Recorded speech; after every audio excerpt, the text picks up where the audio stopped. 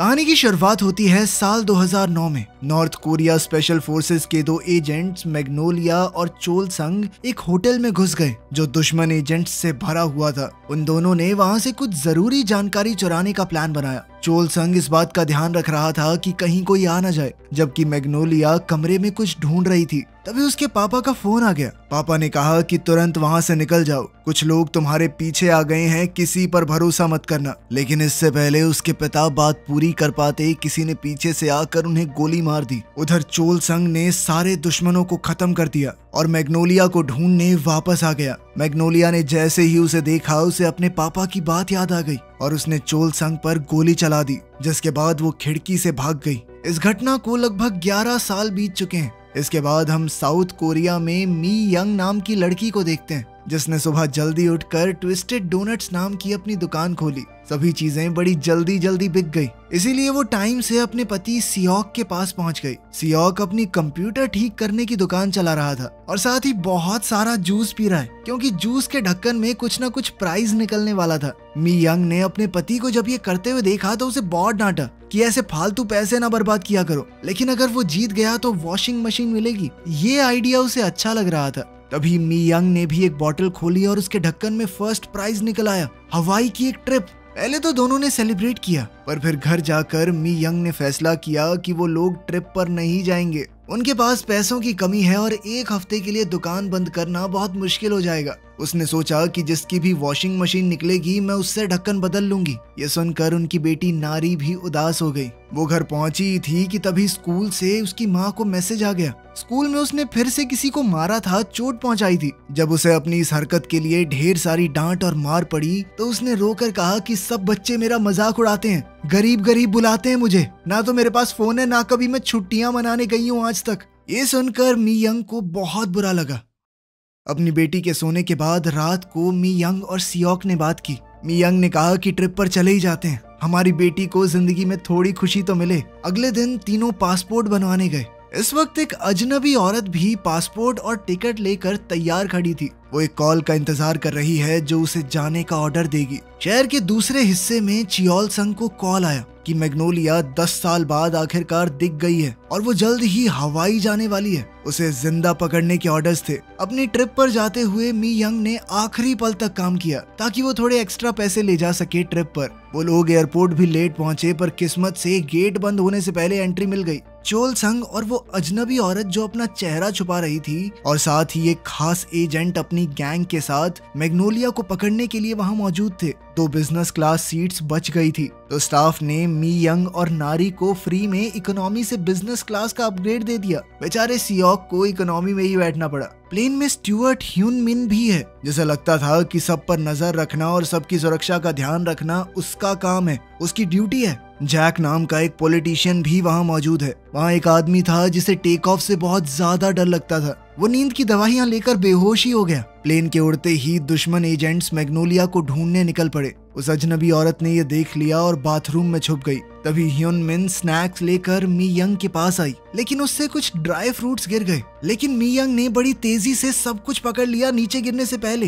ये देखकर ह्यून मिन को लगने लगा कि ये औरत तो कोई जासूस है या फिर कोई सीक्रेट एजेंट। सियोन ने जॉन नाम के अपने साथी पैसेंजर से दोस्ती कर ली, जो कि अपनी बेटी और पोती से मिलने जा रहा था। वो अपने साथ एक टेडी बियर भी लाया था उन्हें देने के लिए। कुछ देर बाद मी यंग को पेट में दर्द होने लगा और वो बाथरूम ढूंढने चली गई। इस दौरान उसने अपने पति से कहा कि हमारी बेटी का ध्यान रखो। पहले वॉशरूम में तो वो अनजान औरत घुसी हुई थी, तो मी यंग प्लेन का दूसरा वॉशरूम ढूंढने लगी। इसी दौरान उसका सामना स्पेशल एजेंट से हो गया, जो ऐसे एक्टिंग करने लगी कि हम भी टॉयलेट की लाइन में लगे हैं। वहीं हारिम नाम का एक एजेंट चियोल संग के पास गया, ये बताने के लिए कि मैग्नोलिया नहीं मिली, पर अभी तक उन्होंने बिजनेस क्लास को चेक नहीं किया है, क्योंकि वहां जाना अलाउड नहीं है ना। चियोल संग ने फैसला किया कि अब और इंतजार नहीं करना चाहिए और उन्हें जल्द से जल्द ऑपरेशन शुरू करना होगा। ह्यून मिन ने ये बात सुन ली और अपनी साथी एयर होस्टेस को बताने गया कि कुछ गड़बड़ होने वाली है प्लेन में, लेकिन एयर होस्टेस ने उसकी बात नहीं सुनी, क्योंकि वो हमेशा ही ऐसे करता रहता है।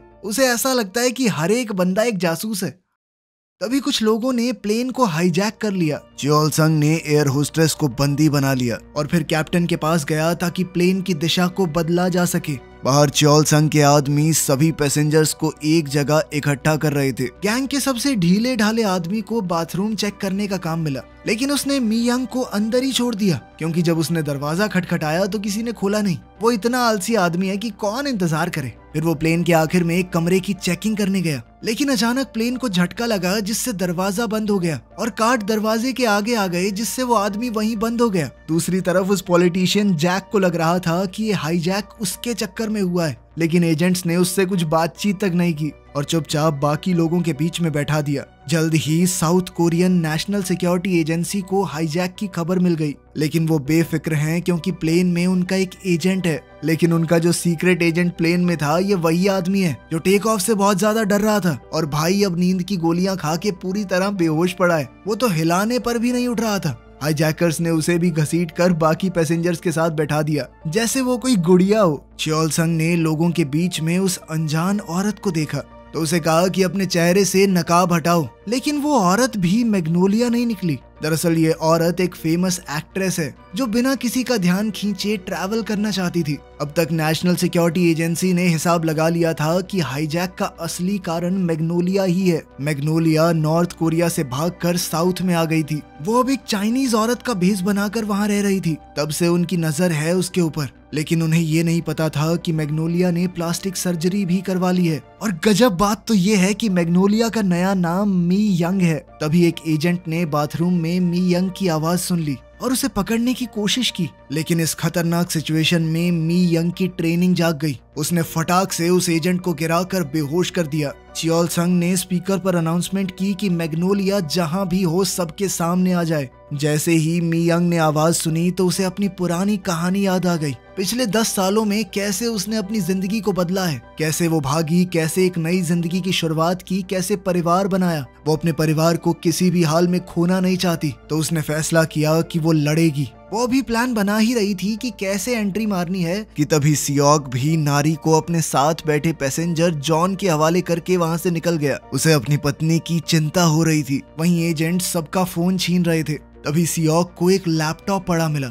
उसने वो उठाया और उसे लेकर नीचे सर्वर रूम में चला गया। वहाँ उसने कंप्यूटर को सिस्टम से कनेक्ट किया और प्लेन को कंट्रोल करने के लिए सिस्टम हैक करने लगा। उधर एक आदमी ह्यून मिन को स्टूवर्ड एरिया में ले गया और उसे जल्दी से पैसेंजर लिस्ट दिखाने को कहा। तभी ह्यून मिन ने देखा कि मी यंग ऊपर छत पे छुपी हुई है, तो उसने जानबूझकर लिस्ट ढूंढने में ज्यादा टाइम लगाया ताकि मी यंग को हमला करने का मौका मिल जाए। अचानक मी यंग एक एजेंट पर कूद पड़ी और उसे बेहोश कर दिया। फिर उसने एक एयर होस्टेस की ड्रेस पहनी और ह्यून मिन की स्मार्ट वॉच ले ली। मी यंग अब प्लेन के इकोनॉमी सेक्शन में पहुंची जो कि पूरी तरह खाली है। वहाँ सिर्फ एक एजेंट था जिसे खत्म करना उसके लिए बड़ी बात नहीं थी। मौका देखकर बड़ी चालाकी से मी यंग ने उसकी बंदूक छीन ली। फिर उससे लड़ते हुए कोल्ड ड्रिंक के कैन को लात मार के उसके गोटे फोड़े और आखिर में दूसरा कैन सर पे मार के उसे बेहोश कर दिया। अब मी यंग उस सेक्शन में पहुंची जहां सभी पैसेंजर्स थे। उसकी बेटी भी उसी जगह पर है, इसीलिए उससे अपना चेहरा छुपाने के लिए उसने एक आदमी का सनवाइजर लिया और अपने चेहरे पर रख लिया। फिर उसने बड़ी सफाई से वहां मौजूद गार्ड को पीट दिया। ह्यून मिन सर्वर रूम में पहुंच गया और उसने देखा कि Seok Hwan national security service को इस सब के बारे में मैसेज भेज रहा है। ह्यून मिन को लगा कि ये आदमी भी उन्हीं गुंडों में से एक है और उसने पीछे से सियोक को पकड़ने की कोशिश की, पर तभी पता चला कि सियोक भी एक सीक्रेट एजेंट है। इसीलिए उसने बड़ी आसानी से ह्यून मिन का अटैक रोक दिया। वो इस वक्त गुस्सा था क्योंकि ऊपर वाले ऑफिसर्स नहीं चाहते कि वो इस काम में पड़े, क्योंकि अब वो रिटायर हो चुका है। तब ह्यून मिन ने कहा कि आप चिंता मत करो, हमारी तरफ से भी एक एजेंट लड़ रही है। और उसने अपना फोन निकालकर अपनी स्मार्ट वॉच को फोन किया। इस सब में ह्यून मिन को बहुत मजा आ रहा था। वो जासूसों का बहुत बड़ा फैन था। उसकी ऐप में उसने सेटिंग छेड़ रखी थी जिस वजह से आवाज बदल गई। इससे सियोक और मी यंग एक दूसरे को पहचान नहीं पाए जब वो फोन पर बात कर रहे थे। बातें ज्यादा देर तक नहीं चली क्योंकि जैसे ही सियोक ज्ञान पेलने लगा कि देखो ऐसा करना, ठीक है, मी यंग ने तुरंत फोन काट दिया। इसके बाद सियोक ने प्लेन के कंट्रोल्स को हाईजैक कर लिया। प्लेन को ऑटो पायलट पर डालकर डेस्टिनेशन फिक्स कर दी। इसी बीच ह्यून मिन पीछे वाले कमरे तक पहुंच गया। उसने वहां पर इलेक्ट्रिक टेजर ढूंढ लिए। साथ ही उसने उस आदमी को भी देखा जो पहले खुद को लॉक करके सो गया था। उधर कॉकपिट में चियोल संग ने कैप्टन को गन पॉइंट पर रखा हुआ था। जब उसने प्लेन की डायरेक्शन को खुद ब खुद चेंज होते हुए देखा तो उसने सिक्योरिटी कैमरास चेक किए। जैसे ही उसने सियोक को कंट्रोल्स छेड़ते हुए देखा, उसने नीचे जाकर उस पर बंदूक तान दी। इस बीच हारिम ने मियंग को ढूंढ लिया था और उन दोनों के बीच में लड़ाई शुरू हो गई। वो बाकी छोटे मोटे एजेंट से ज्यादा ताकतवर था, इसलिए मियंग को उसे हराने में थोड़ा ज्यादा वक्त लगा। 2-3 बार वो मुश्किल में पड़ी, उसका सनवाइजर भी बीच से कट गया, लेकिन आखिर में उसने हारिम को हरा ही दिया। लेकिन उसकी जीत ज्यादा देर तक नहीं टिकी। तभी चियोल संग वहां आ गया जिसने सियोक को बंदी बना रखा था। तभी मियंग भागकर वहां गई कि मेरे पति को कहां ले जा रहे हो। इस पर चियोल संग ने बताया कि तुम्हारा पति हमेशा से एक गवर्नमेंट एजेंट था। यह सुनकर मियंग चौंक गई, लेकिन फिर भी उसे अपने पति की चिंता थी। इसीलिए जब चियोल संग ने सियोक पर चाकू फेंका तो मियंग ने तुरंत उसे रोक लिया। ये देखकर चियोल संग तुरंत समझ गया कि मियंग ही मैग्नोलिया है। इसके बाद चियोल संग ने मियंग और उसके पति दोनों को बांध दिया और उन्हें पकड़कर एक कमरे में बंद करने के लिए ले जाने लगा, जिसका मतलब था कि उन्हें पैसेंजर एरिया से होकर जाना होगा। वहां नारी अपने पापा मम्मी को देखते ही रो पड़ी। जॉन ने उसका ध्यान भटकाने के लिए उसे टेडी बेयर दे दिया। चियोल संग ने यह देख लिया और नारी के पास गया, क्योंकि उसे लग रहा था कि इसे बंदी बनाकर फायदा होगा। लेकिन नारी ने भी झूठ कह दिया कि वो जो औरत नहीं थी जिसने मास्क पहना था, वो मेरी मम्मी है। ये सुनते ही लोगों में हल्ला मच गया, क्योंकि एक्ट्रेस ने कभी बताया नहीं कि उसका कोई बच्चा है। हीरोइन ने एक बार के लिए तो कहा नहीं नहीं ये लड़की झूठ बोल रही है, लेकिन जब नारी उसके पास आई और उसे कान में कहा कि मेरी मदद करो, तो वो हीरोइन मान गई कि नहीं नहीं ये सच है, मेरी बेटी है, मुझे दुनिया को बताना नहीं था। अब पीछे के कमरे में मियंग को लग रहा था कि उसकी शादी एक झूठ है, लेकिन सियोक ने बिना वक्त बर्बाद किए पूरी कहानी सुना दी। उसने बताया कि कई साल पहले मैं एक एजेंट था, मुझे तुम्हारे ऊपर नजर रखने का काम मिला था, लेकिन अब मैं सरकार के लिए काम नहीं करता, रिटायर हो चुका हूँ। उस दिन जब कुछ गुंडे मुझे तंग कर रहे थे तो तुमने मुझे बचाया था, मेरे साथ अपना खाना बांटा। मैं उसी दिन से तुम्हारे प्यार में पड़ गया था और तुमसे मिलने के कुछ समय बाद ही मैंने रिटायरमेंट ले ली थी। मुझे इस बात से फर्क नहीं पड़ता तुम्हारा असली नाम मैग्नोलिया है, तुम लोगों को मारती थी। जरूरी बात यह है कि तुम मेरी पत्नी हो और मेरी बेटी की माँ। उसकी बातें सुनकर मियंग खुशी के आंसू रो पड़ी। उधर पैसेंजर्स के पास एक आदमी को वो चाकू मिला जो मियंग ने अपने पति को बचाने के लिए पकड़ा था। उस आदमी ने उस चाकू की मदद से लोगों के बंधे हाथ खोल दिए, लेकिन वो लोग ज्यादा कुछ कर नहीं पाए क्योंकि एक एजेंट वापस आ गया। लेकिन असली तमाशा तब शुरू हुआ जब अचानक से 2 पैसेंजर खड़े हो गए और उस एजेंट को पीट पीट कर गिरा दिया। ये दोनों हारिम के आदमी निकले। वो कॉकपिट में जाकर अपने बॉस हारिम के साथ जुड़ गए। उन्होंने चियोल संग को लात मारकर गिरा दिया और कहा कि अब पूरा कंट्रोल हमारे हाथ में है। चियोल संग मियंग को गवर्नमेंट को देना चाहता था, लेकिन हारिम जानता था कि मियंग को तो और भी बहुत लोग ढूंढ रहे हैं। जो उसे सबसे ज्यादा पैसे देगा उसे ही मियंग मिलेगी। हारिम बहुत ही ज्यादा बेकार किस्म का आदमी है। चियोल संग का तो सिर्फ ये प्लान था कि वो मियंग को लेकर भाग जाए, लेकिन हारिम को किसी और की जिंदगी की परवाह नहीं थी। उसका प्लान था कि हम तो जहाज से बाहर छलांग लगाएंगे पैराशूट पहन के, और साथ ही प्लेन को क्रैश भी करवाऊंगा मैं, ताकि सब लोगों को लगे कि सारे गुंडे अंदर ही मर गए, मुझे कोई ढूंढेगा भी नहीं। चियोल संग ने उसे रोकने की कोशिश की, पर हारिम के आदमियों ने उसे तुरंत गिरा दिया और पकड़ कर ले गए। हारिम ने पायलट को मजबूर किया कि प्लेन को फुल स्पीड से नीचे ले जाओ। ये देखकर सभी पैसेंजर्स पैनिक होने लगे। चियोल संग को पीछे के कमरे में ले जाया गया जहां मियंग और सियोक को बांधा गया था। मियंग ने मौका देखकर चियोल संग से पूछा कि तुम क्या चाहते हो। इस पर चियोल संग ने अपना मिशन बता दिया। दरअसल नॉर्थ कोरिया की सरकार चाहती है कि वो मियंग को वापस ले आए, क्योंकि एक ग्रुप है जो कि मियंग के पिता के बनाए हुए न्यूक्लियर वेपन्स वाली तिजोरी खोलना चाहता है। वो तिजोरी सिर्फ और सिर्फ मियंग की आंख से खुल सकती है। मियंग को उस पर यकीन नहीं हुआ, क्योंकि 10 साल पहले चियोल संग ने भी उस पर गोली चलाने की कोशिश की थी, लेकिन चियोल संग ने कहा यह सब झूठ है, गोली तुमने चलाई थी मेरे ऊपर, मैं तब भी तुम्हारी ही तरफ था, तुम्हें ही बचाने आ रहा था मैं। उनकी बातचीत यहीं रुक गई जब ह्यून मिन सीलिंग शाफ्ट से नीचे कूदकर कमरे में आया। उसने सबको आजाद कर दिया और फिर सब अपना अपना काम करने वापस गए। सियोक जल्दी से सर्वर रूम में भाग गया ताकि ऑटो पायलट को वापस से कंट्रोल करके प्लेन को गिरने से रोक सके। ह्यून मिन ने प्लेन की सारी लाइट्स बंद कर दी। अब मौका देखकर मी यंग और च्योल सांग पैसेंजर एरिया में गए